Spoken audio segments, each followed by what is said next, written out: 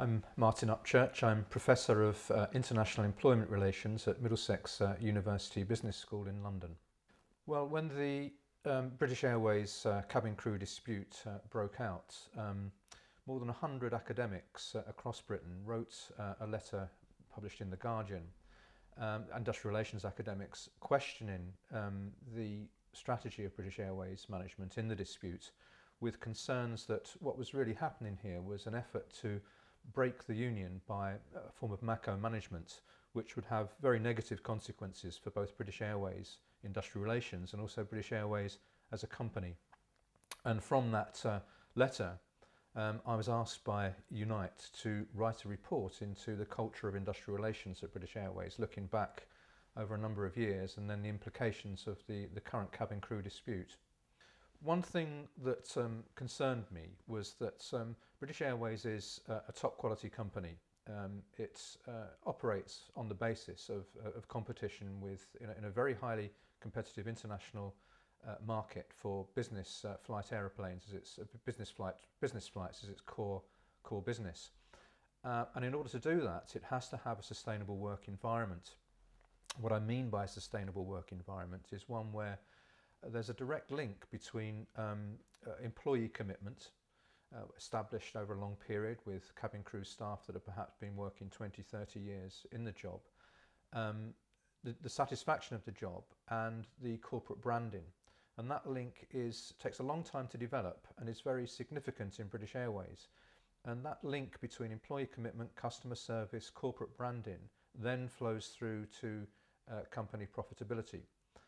And the fear was that British Airways, with its tactics, are attempting to destroy that link by moving to a completely different cost structure, a more low-cost cost structure that would include a new fleet of new, perhaps young graduates living in the vicinity of Heathrow, going there and back to work in a day, and replacing cabin crew staff who've been there for a career and have got significant experience, which has implications, as I say, not only for customer satisfaction, very important at the top end, but for things like safety on the aeroplane, which has been a number of academic studies which again begin to link customer satisfaction, employee commitment at the high quality end to safety. So these were issues which concern me and which led me to probe some of the academic evidence in the report. When you look at British Airways over the last 20 or 30 years, especially since its privatisation in 1987, what you see is a vacillation in industrial relations strategies. At some periods, and BA was effectively a leader in this, it did operate very much in terms of the sustainability model. It introduced a number of programmes, such as Put People First, for example, which actually recognise this link between customer service and employee morale and employee commitment. And British Airways started to make considerable profits as a result of this. But then, of course, it was faced with increasing competition from low-cost carriers and increasing difficulties in the economic environment. And you can see the vacillation take place, and British Airways move in the 1980s to a situation whereby they launched an attack effectively on their staff in order to cut costs, and the whole sustainability model began to disappear. And what I think we see now with the current dispute under Willie Walsh is a return to this cost-cutting strategy, but a much deeper approach, one which actually begins to strip British Airways of many of its sustainability features. For example, industrial relations specialists are no longer at the strategic centre of British Airways management. It's all devolved downwards to line managers. We see elements of what I've called a power culture, whereby power and authority is centred very much at the centre of British Airways, and almost a culture of fear and intimidation has been introduced, directed at the cabin crew staff, linked in to, I think, a longer term strategy to try and lower costs in the airline and actually take away and remove many of the conditions, pay and working conditions that the cabin crew staff have won over the years.